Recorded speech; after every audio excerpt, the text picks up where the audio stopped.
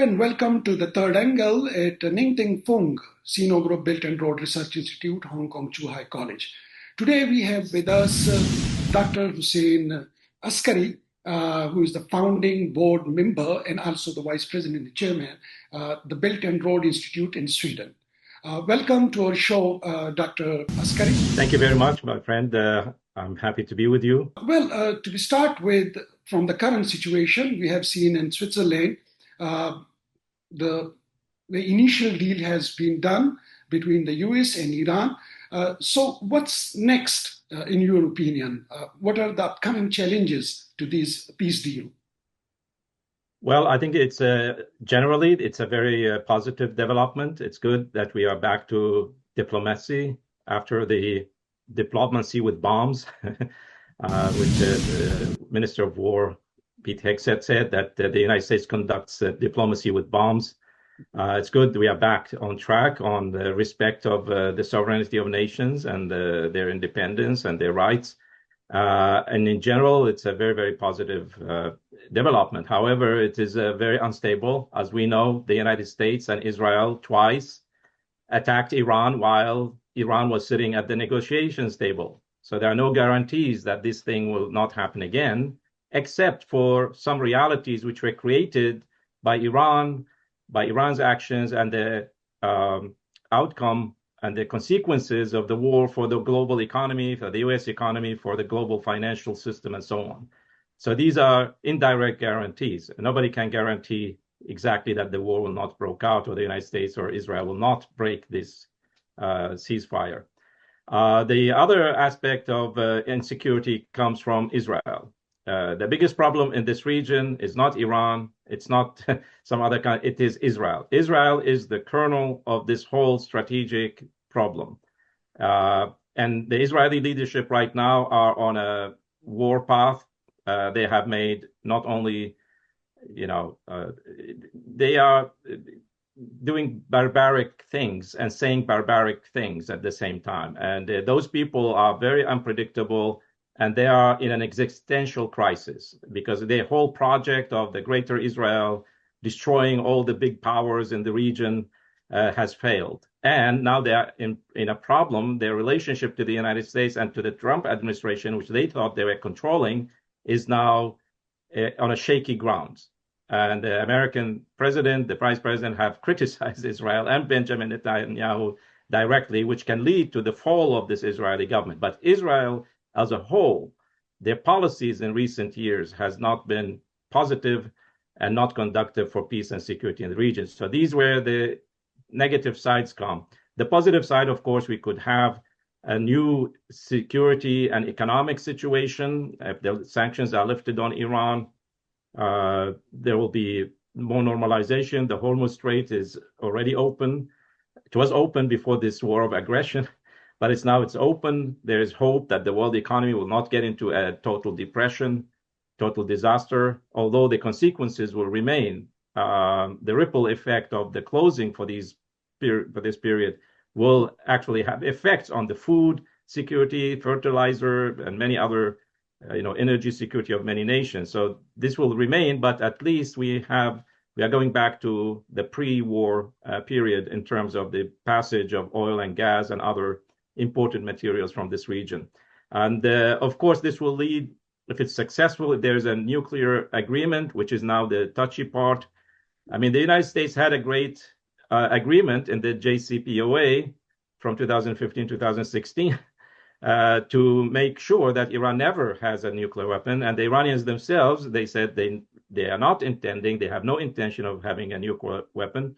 But despite of the intentions, the JCPOA made clear that Iran will not have a nuclear weapon because of the inspections of the international engagement inside the Iranian nuclear program. So I think that they will be going back to this same terms, I think, with some maybe small changes to make it not an Obama agreement, to make it a Trump agreement, which has been Trump's psychological obsession, that Obama's name is on that agreement. So he had to abolish it and start all this series of wars and go back to the same square, but change the name to the Trump nuclear agreement. So I think Yep. this is very, very positive, but also what this will lead to is a rethinking of the whole security economic architecture in this region, something which I can explain further, which I have termed the Mohammad Accords, which will replace the Abraham Accords. Yeah, But there's a rethinking of the whole economic security and strategic architecture in this region, because the United States is no longer can guarantee security in this region. It actually has become a liability rather than a guarantee for security and peace in the region. And also the economic impact. This war, I think it is the culmination, the strongest sign of the decline of the economic, financial, military, cultural, social, and even moral decline of the Western powers or the hegemonic unilateral powers represented by the United States, NATO, and the EU. Not all EU members, but this construct. The EU now is NATO. There's no, they have, they have fused together. So what this war showed, and the fact that the United States, the world military superpower and nuclear superpower, an economic superpower, could not defeat a medium regional power, which is number 37 in the global economic ranking and has no nuclear weapons, but could not defeat it in collaboration with another nuclear power, Israel. So this showed that, and even before that, the inability of the United States and Britain to contain the Houthis in Yemen and their control of the Bab el-Mandeb Strait.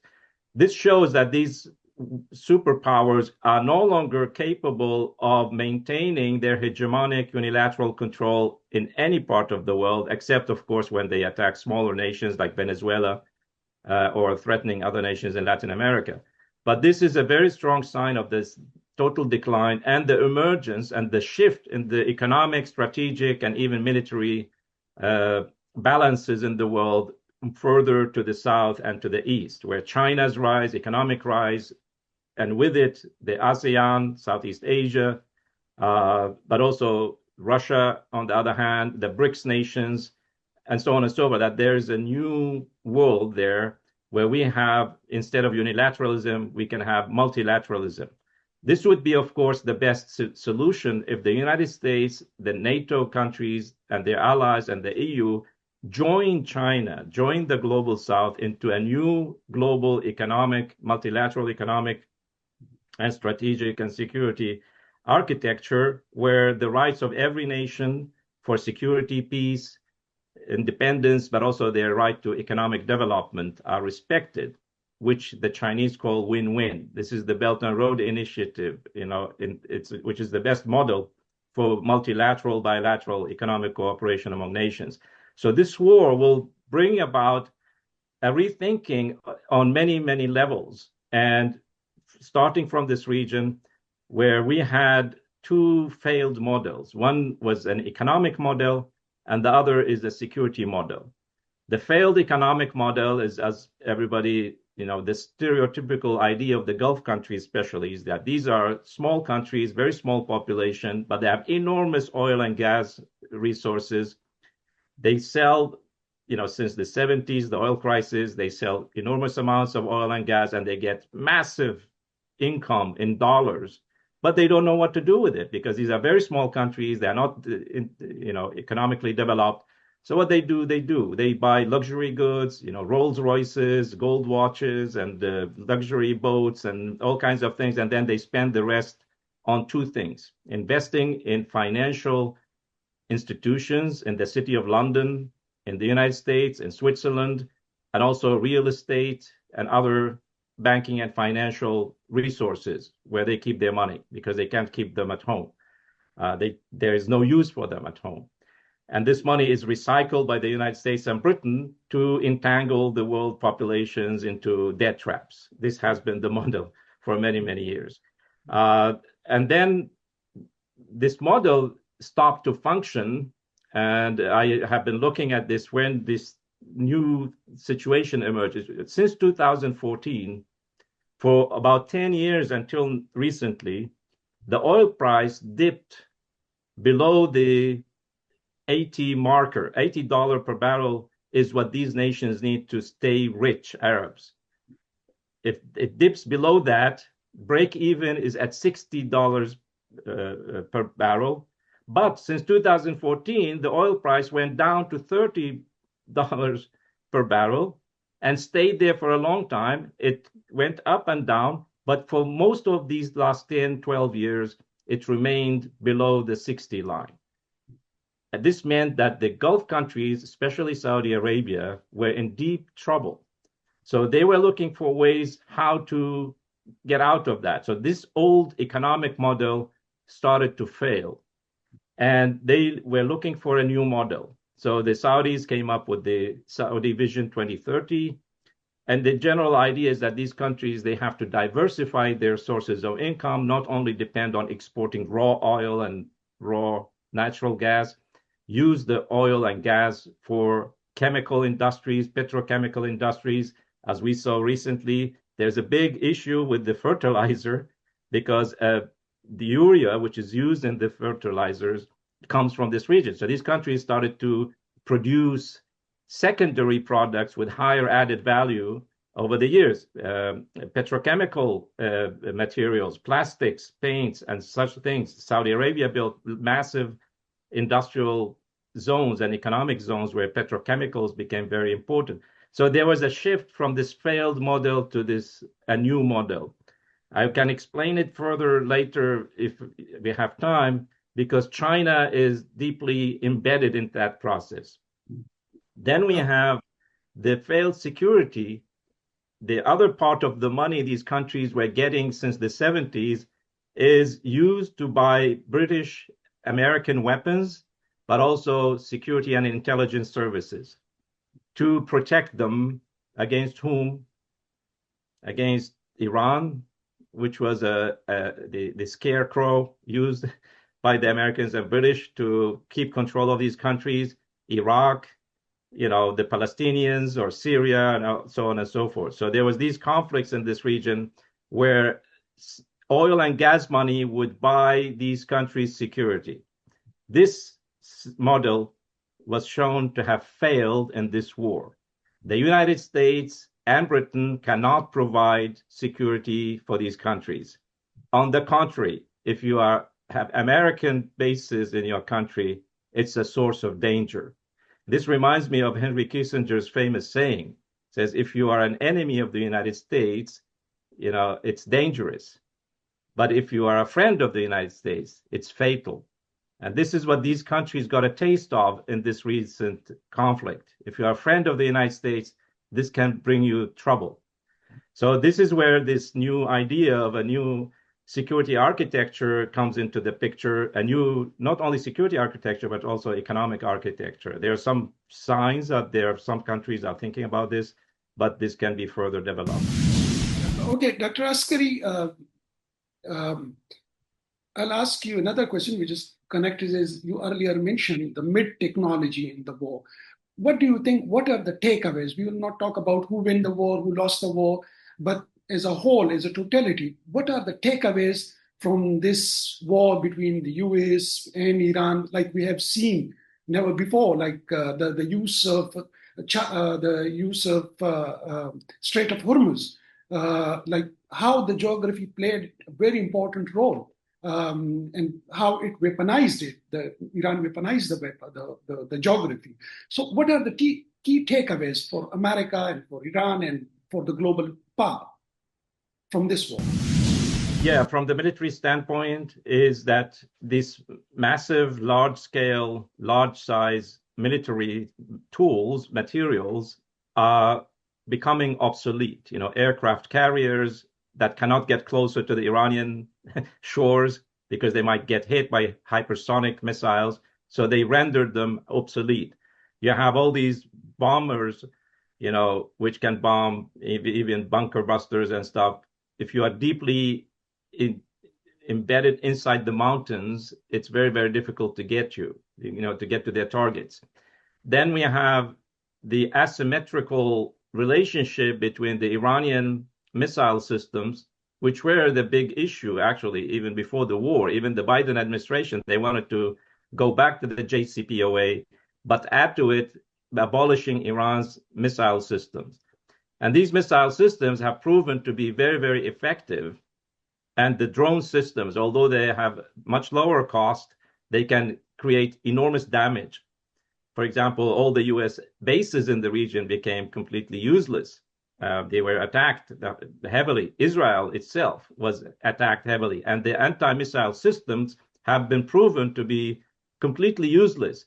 I mean, there are people in the US administration say that the rate of interception of Iranian missiles is like 90%, 80%. It's not true. Theodore Postol, who's the world #1 expert on missile systems, he says, at best, the American Patriot systems, for example, or THAAD, they were effective to only 2 to 4% in intercepting Iranian missiles, especially the hypersonic ones. So this asymmetry has created a completely new situation where this large size, 1.5 trillion budget American military system is not really useful. So you have to come up with new ideas, new weapons systems but this will take like many, many years to change. And China, Russia, and Iran are in the forefront of this technological shift to new weapon systems. So I'm not a supporter of military power or war. I'm a peace, I'm a peace activist, you can see. But I can see where things go wrong.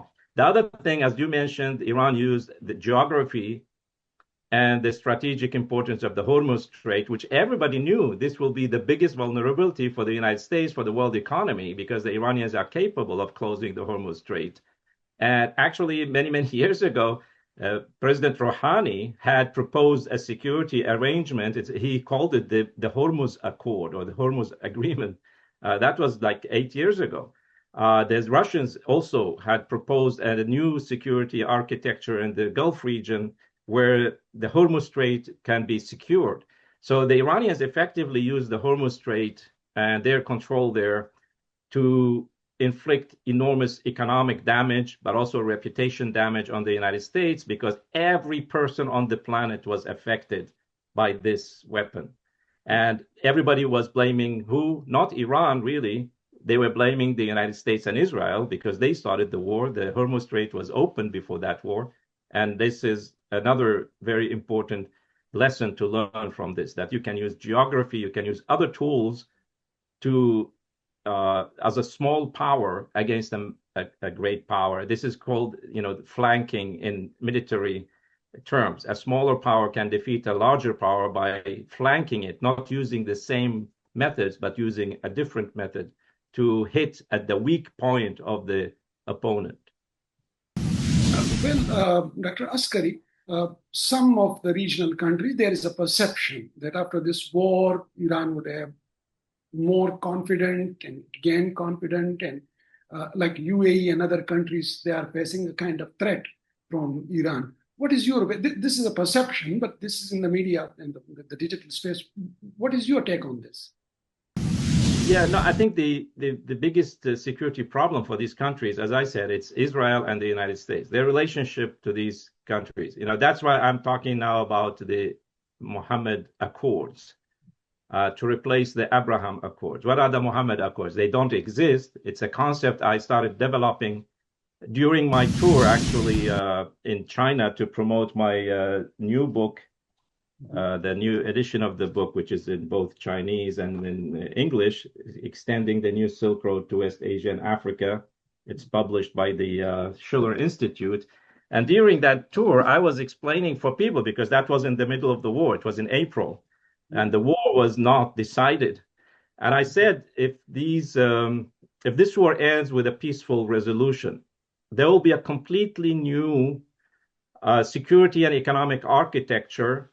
I didn't call it the Mohammed Accords. I did that now recently, in the past 2 weeks on Pakistani television, because of Pakistan's role, and Egypt and Turkey. But I said in China that if this war ends on a peaceful accord, a peaceful solution, then these nations will go back to what they were developing together with China before 2023. And this is a very, very important context. And if we don't understand the context, we will not be able to understand where we'll be going next. And this idea of the Mohammad Accords is actually just the basic idea is that now with the intervention of Pakistan, but also Pakistan was not acting alone. Pakistan was working closely with China.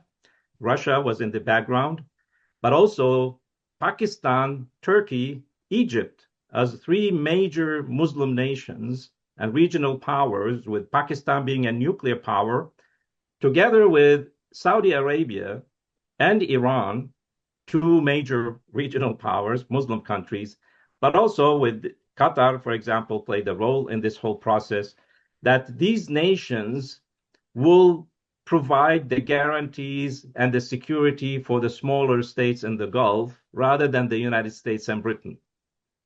This is the core concept. I don't have information that they have this intention, but I think this would be the best outcome of this situation. Okay, Dr. Askary, if I may ask you that in your opinion, what are the 3 or the 4 major things where Iran, the Chinese can work in the post-Iran US conflict, particularly in the infrastructure, in humanitarian aid, because war has an impact on Iranian society as well. So yes. What do you think, what should be China's first 3 or 4 steps on urgent basis for the Middle East and particularly for Iran? Yeah, well, if you allow me to present a timeline, the same which I presented in China, and many people thought this was actually very close to reality, how the Chinese look at this. And the timeline starts actually, this region, first of all, this region is, geographically the most important region in the world. It's between 3 continents, between the oceans and the Mediterranean. It has 2/3 of the hydrocarbons of the world. It has a huge human resource base with a population of, if we take all the nations in this region, more than 600 million people, mostly young and with a relatively good education. Mm-hmm. On top of that, we have enormous financial resources. The Gulf Cooperation Council countries, they have around $6 to $7 trillion in their sovereign wealth funds. These are not used for development in this region, except to a limited level, which I will come to. Because as I said, the old model of selling oil and investing the money in City of London and New York failed. And Saudi Arabia, the UAE, and Qatar, they started industrialization. Egypt, Ethiopia are also involved, but in cooperation with China. So you have in this region, you can have a fantastic economic development, which will be the basis for a new security and economic architecture. The timeline, which I said, the decline in the power of the United States, but also the unilateral Western hegemonic system, starts in August 2021 with the withdrawal from Afghanistan, which ended 200 years of the Great Game, which the British Empire started already in the 18th century. And then Afghanistan and Central Asia and Iran, a destabilized Iran, was used as a buffer zone against Russia, but also against the Soviet Union, and in recent years against both Russia and China. So this area was kept cooking, burning. The Bernard Lewis idea of what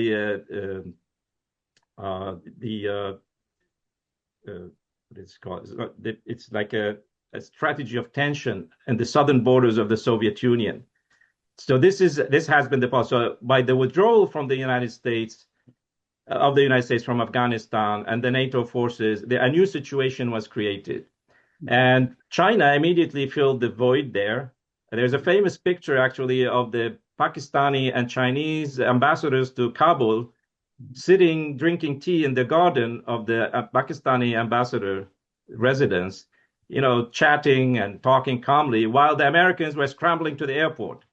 This was a very telling story. Now, there are some people started creating trouble between Pakistan and Afghanistan, and I think the Chinese will manage to calm down that situation. I hope it will be resolved. So, but this was a sign of the decline and the emergence of a new situation in all Eurasia. We all know they have the Shanghai Cooperation Organization, which has been expanding. More and more nations have been involved in that. But also we have the Belt and Road Initiative, which is gaining steam in this region, in the Central Asian nations. The China-Pakistan Economic Corridor, of course, is a major part of this, but also integration of Afghanistan and Iran and Central Asia into this larger picture was important. Then we have, with the start of the Ukraine war, there was enormous tension between the Saudi Arabia and the United States. President Biden called Saudi Arabia a pariah state because of the case of the Jamal Khashoggi, the journalist who was killed in a Saudi consulate. And Biden was at the time running for president, and he called Saudi Arabia and Mohammed bin Salman many bad names. And some people say they even tried to destabilize Mohammed bin Salman's power. And therefore, this relationship was very, very tense. Besides that, with the breakout of the Ukraine war, the United States wanted Saudi Arabia and the United Emirates to cut relations with Russia. And the two refused. They even refused to answer phone calls from Biden, because they want to keep a good relationship with Russia through the OPEC Plus, to keep the oil prices at a reasonable level. But the relationship generally was very tense. When Biden visited Saudi Arabia in July 2022, he said in his speech, in a statement, that he said, quote, "We will not leave a vacuum here in this region to be filled by China and Russia." So it was a direct threat that this region will not be, China and Russia will not be allowed to have any influence or relations. Of course, these countries, they look after their own interests. And therefore, a few months later, there was this very, very important visit by President Xi Jinping to Saudi Arabia, where Saudi Arabia and China signed a comprehensive strategic cooperation agreement. But then the day after, President Xi Jinping met with all the leaders of the Gulf Cooperation Council.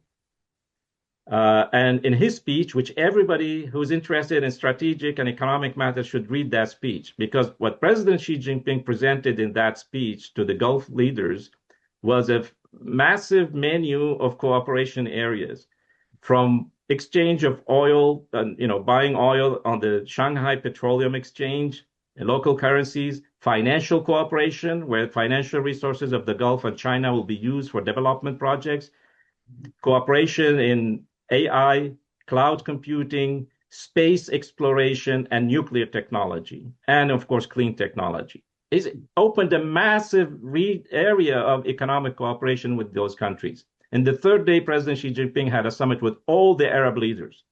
So these 3 days, 3 summits, were a watershed, an indication in this region where things are going. And as I said, these nations, they had a failed model of oil for luxury. It failed. They want to industrialize and modernize. And who will provide the tools and machinery and technology for that industrialization? It's China. Europe and the United States are not willing to provide technology to those countries, especially nuclear technology, because of the Israeli problem. So this marked a major shift in those countries towards the east, so to speak. Then we had, just 2 months after that summit meeting, President Raisi of Iran visited Beijing and signed a similar comprehensive strategic cooperation agreement, which China and Iran were discussing for about 5 years. Because there was skepticism inside Iranian elites about Russia and China.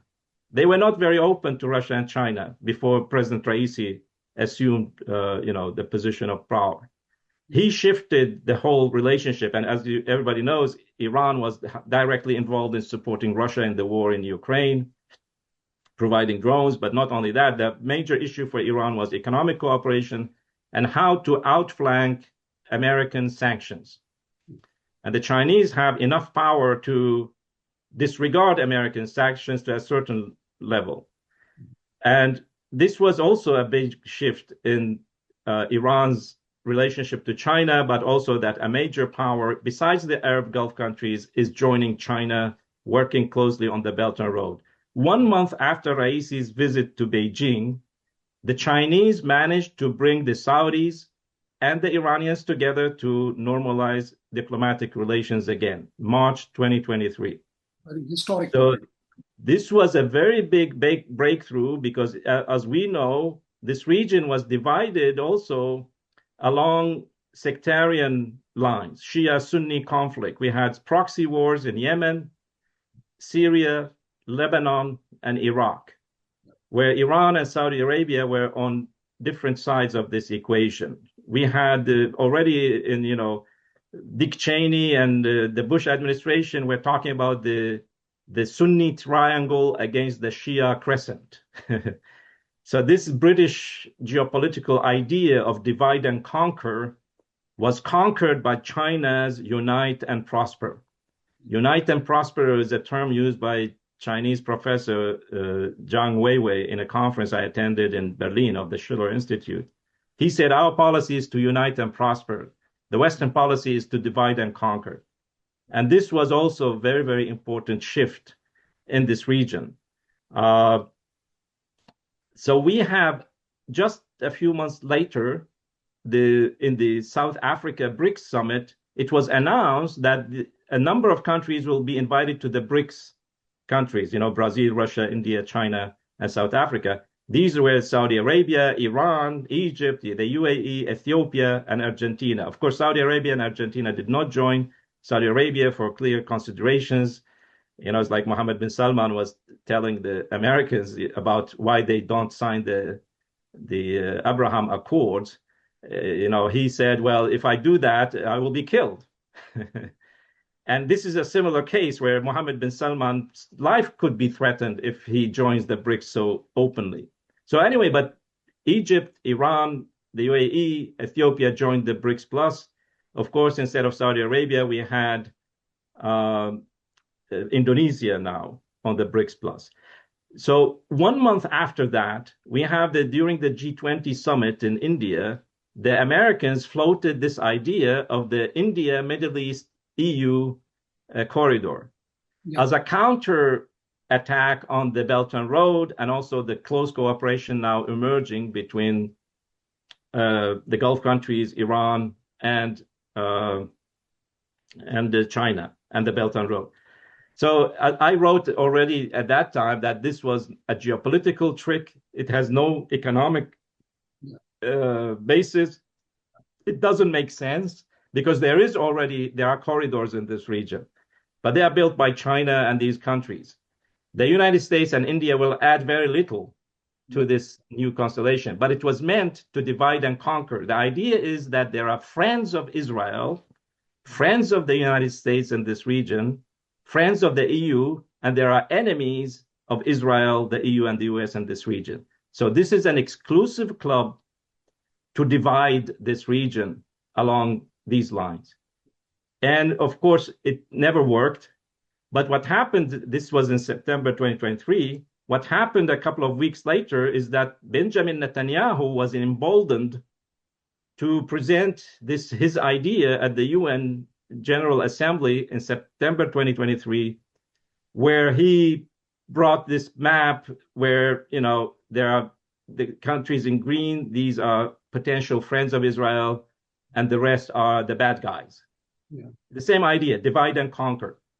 And in the map, he shows in the blue color, there is only Israel. There is no Palestine. There is no Palestinian people. There is no Palestinian cause. It's Israel and its Arab friends in the Abraham Accords, or potential members of the Abraham. The Palestinians are diluted. They don't exist. There were actually already plans to move the people from Gaza to the Sinai desert, and the Egyptians were opposed to that. Now, what happens after the speech? 10 days later, Hamas attacked Israel, and they said, we are still on the map. The Palestinian people still exist. You cannot erase us, even if we pay a heavy price. And that was the October 7th attack by Hamas on the Israelis. And since then, we saw how this thing has been rolling on and off and creating this massive military strategic security destabilization with the genocide in Gaza, the barbarism exhibited by the Israelis in Lebanon, and then the attack on Iran. Actually, 1 year after this speech, Netanyahu came back to the UN General Assembly presenting this map, where he showed the India Middle East corridor as the blessing, while these other countries, Lebanon, Syria, Iraq, and Iran, are the curse in this region. It's the same concept. And this corridor actually, unfortunately, was used to a limited way, because when the Houthis closed the Bab el-Mandeb Strait and the Israeli port could not be served, the UAE was used as a corridor to supply Israel with goods by land. So this was the only purpose for this development. So instead of this divide and conquer idea, and of course now with the war on Iran failing and the United States accepting to what people describe in the United States as humiliating conditions imposed by Iran on the United States, there is this new situation. And therefore, this idea of the Mohammad Accords, that these nations will go back to the spirit which was created by the Chinese in 2022, 2023, where these nations will work together for peace and economic development, that this will be the norm, that these nations will provide security by themselves, not by outside forces.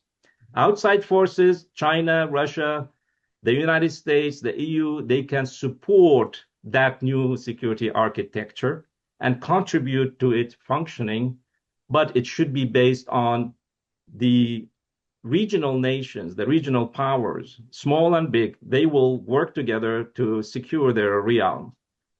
And at the same time, the basic idea is peace and security through economic development. Without economic development, without the integration of the infrastructures of all these countries, this will not work.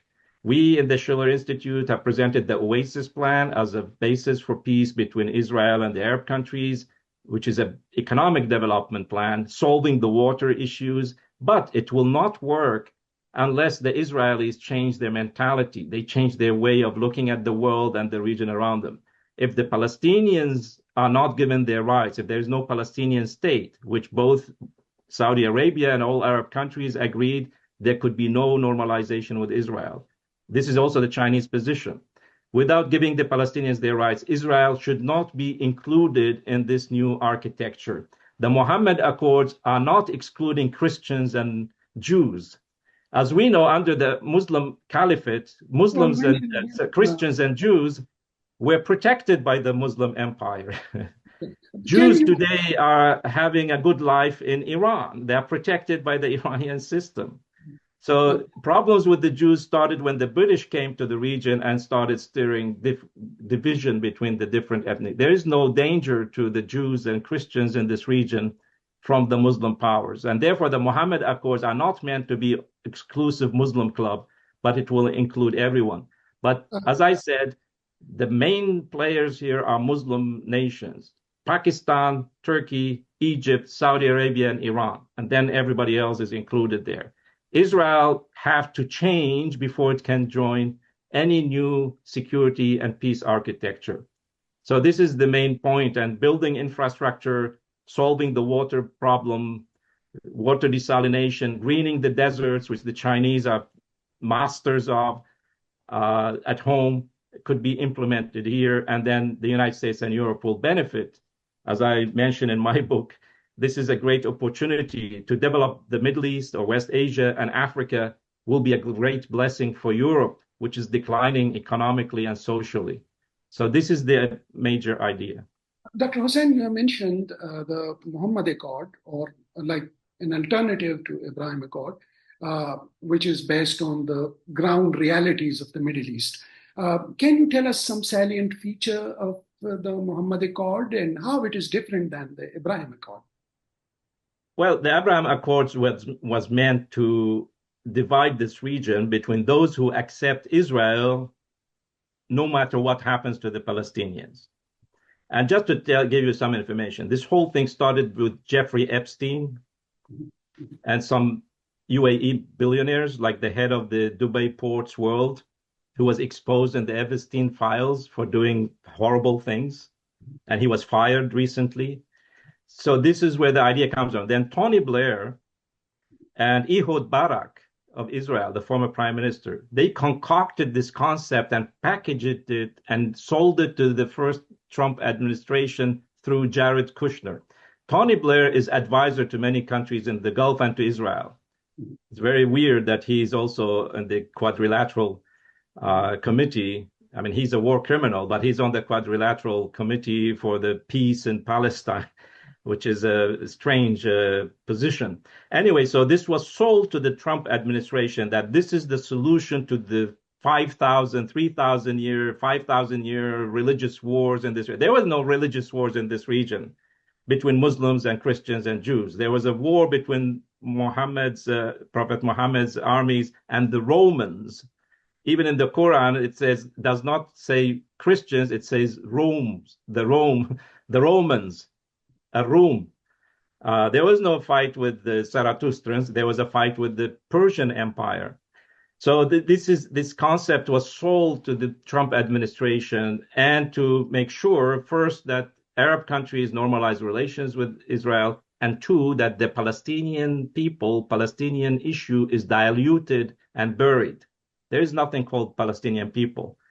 So this is obvious in everything Jared Kushner was saying at the time. There is no Palestinian state. So what is different here is you have the main feature, which was exposed in this region, that the big problem in the region is Israeli belligerence, Israeli aggression, Israeli terrorism. That's the main source of insecurity in the region. It's not Iran, it's not Hezbollah, it's not Hamas, it's not this and that, although one can say many things about this. The other problem in the region for security is the presence of the United States and Britain. People forget Britain in this. Britain was involved in every war in this, including the genocide in Gaza. The war in Yemen was run by British. The regime change in Syria was run by British intelligence. So the British are there. So the presence of the United States and Britain in this region is a major source of danger for everybody. That's the big source of the problem beside Israel. So this is what is new with the Mohammad Accords, is that the nations of the region would take care of the security of themselves.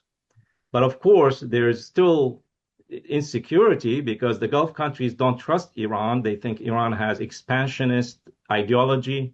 It wants to affect their internal affairs, like the Shia question inside Saudi Arabia, in Bahrain, Iran's influence inside Lebanon, Iraq. Whatever the merits of that or the truth about that, it's used as a tool in the proxy wars. So these nations will have to deal with this security issue among themselves. The guarantees can be provided. I mean, in the middle of this war in Gaza, Pakistan and Saudi Arabia signed a military pact. But interestingly, it was not used against Iran when Iran attacked American bases in Saudi Arabia and even Saudi.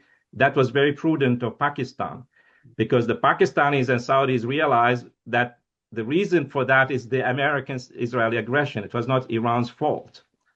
And therefore, this accord, this agreement, in the minds of the leaders of Pakistan, Turkey, Egypt, Saudi Arabia, and Iran, without which these negotiations would never have gone through.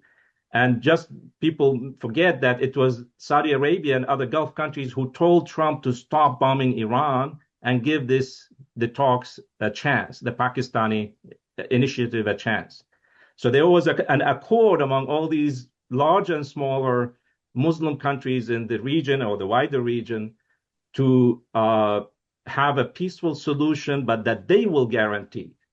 There was a very interesting visit by President of Egypt, Al-Sisi, to the UAE, escorted by Egyptian jet fighters who were placed in the United Arab Emirates. Everybody said, oh, Al-Sisi is joining the Americans and Israelis to attack. No, he said, actually, this was organized it's coordinated with Iran, because Egypt, Turkey, and Pakistan can guarantee security for those nations if they are still skeptical to Iranian intentions. And so this is the very big security feature. The Hormuz Strait, of course, all this talk about Iran controlling it, fees, toll booths and stuff. I said that already in the beginning. This was a bargaining chip. The Iranians have no intention of, making people pay to pass. There is an old UN agreement, the UNCLOS, the United Nations agreement in 1983. It's actually that agreement gives Iran the right to stop passage of ships which the Iranians deem to be a threat to their security, but not oil tankers and stuff. It's called friendly passage. If an aircraft carrier is intending to bomb Iran, Iran has the right to stop it from entering, or Oman. Oman also has the same right. So these countries can create. The Oman has a proposal for a regional security architecture, which has some features of what I'm saying, but mine is a bit larger, because the Omanis, interestingly, said there should be also an accord among all the nations for the right to develop nuclear power, civilian nuclear technology, that all nations in the region have the right to develop nuclear technology, not only Israel, not only Iran, and so on. So economic development and integration of this region within the Belt and Road, this is the third feature of the Mohammad Accords. And then Israel will be invited when they change their ways of dealing with the Palestinians and their neighbors. Well, Dr. Hussein, because we have a short of time, as you have worked a lot on the BRI, the perception about the BRI as a debt trapper. So, because in Western media, and there are perception, and it is being built by United Organization, that how the BRI is a kind of debt trap. What is your take on this? Well, it's one of these what people in international relations call strategic narratives, that major powers, they construct and diffuse narrative they create themselves to undermine other powers. And this is a classical case of strategic narrative. My research shows two things: that this was concocted by the US State Department in cooperation with the Harvard University Kennedy School, the Belfer Center, and Graham Allison of the infamous Thucydides trap. He was involved in this project. I can come to it. The other thing I show, from studying 5 countries like Pakistan, Sri Lanka, which is the big name in the debt trap, Zambia, Kenya, and also a case of Montenegro in Europe, what you discover is a pattern which you can actually standardize. You can create a method of analyzing any country you want to study. Is this country a victim of Chinese debt trap? Because a country which has financial problems in the developing countries. So the researcher has to answer 3 questions. One is, what is the composition of the debt? Which means you go to the central bank or the finance ministry of that country and try to find out the list of it's called foreign liabilities or debt that country owes to other countries and institutions. These lists are available in any central bank website. So looking at those countries, for example, when Sri Lanka defaulted on its debt in 2022, everybody was saying, "Oh, this is it. This is the China debt." When I looked at it in May 2022, China's share of Sri Lanka's debt was only 10% of the total Sri Lankan debt. The commercial debt owed by Sri Lanka to Western financial investors and banks was 39%, 4 times larger than China's credits to Sri Lanka. 2 major companies, BlackRock in the United States and Ashmore in Britain, they owed more than 3 times China's loans to Sri Lanka. So in the case of Pakistan, it was the same. In Zambia, China's part of the composition of the total debt was 15%. In Kenya, it was 15%. In every country, China is a minor lender to those countries. Then somebody come up with this idea that China is the largest bilateral creditor. Yes, because China does government-to-government loans. In Europe, the United States don't do. They let the private banks and the IMF and World Bank deal with this, not the government of the United States or Europe. So this is a fallacy of composition. China is a minority owner of those countries' debt. So this is one thing you look at. And then you look at what is the quality of the debt, number 2.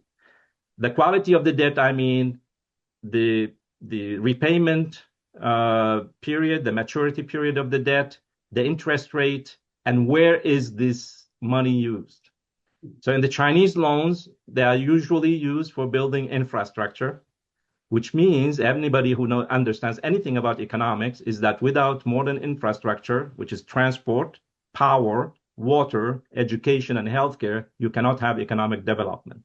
You cannot have productivity. So Chinese loans to infrastructure projects increase the productivity of those nations and therefore their ability to repay the debt. 2, the debt, Western loans, IMF loans, World Bank loans, and foreign sovereign bonds holders, private companies like BlackRock, their debt to these countries comes in times of crisis when the country has to pay an old debt, or the country has trade deficit, or there's a food shortage. They borrow short term, not 20 years like the Chinese debt. The Chinese loans are 20, 25 years long to be repaid. So every year you pay a small portion and the interest rate is 2%. Western loans, like these private, they are generally 5-year loans with an interest rate between 6 and 10%. Like Kenya in 2024, they were going to default on a $2 billion sovereign bond owned by Western financial interests and banks. What did they do? The IMF told them, look, we can give you $500 million if you do certain changes in your, there are strings attached. You have to do structural adjustment, stop investing in infrastructure and healthcare and education, raise taxes on the people. These are the conditions. But that's 500 million. The rest, 1.5 billion, Kenya had to borrow from the same sovereign bond holders in the West, but instead of 6%, they had to pay 10% interest rate, and instead of 7 years, they had to repay it in 5 years. This is the debt trap, because you borrow to pay old debt, but at higher interest rate at shorter term. This is a classical debt trap, a financial collapse level. So the quality of the debt, how long the repayment period is, what is the interest rate, where the money is used, this you have to take into consideration. The third point, the third step is to look really why these countries are in economic trouble, in financial trouble, let's say, not economic, why are they financial trouble? Look at Sri Lanka. They came out of a 50-year, 30-year civil war. Their economy is very weak because they depend on tourism and textile industry. Tourism well, first of all, you had that tsunami in 2014, which destroyed all the previous work to rebuild the country after the civil war. 2, tourism sector was destroyed completely. First in 2017, when the Daesh, ISIS terrorists attacked on the Easter Sunday in a church and in a hotel. Tourism collapsed, but then collapsed even more during the COVID. A lot of the income of Sri Lanka was based on tourist activity. Textile industry, it's the same problem in Pakistan. The problem with the textile industry in Sri Lanka is that the raw materials are imported from outside. They don't produce cotton or fibers in Sri Lanka. The machines of the textile industry is imported from outside, expensive. The fuel to run the factories is imported from outside. Sri Lanka doesn't have enough electricity. The only thing Sri Lanka adds is cheap labor.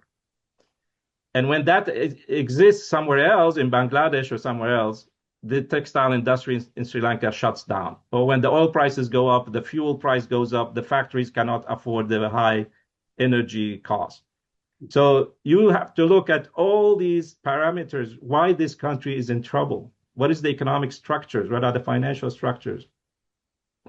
And then add to it this debt trap created by Western institutions. So what I discovered is not only that China has nothing to do with the debt problems of those countries. Actually, these countries are in a debt trap created by Western institutions, but also by their internal dynamics.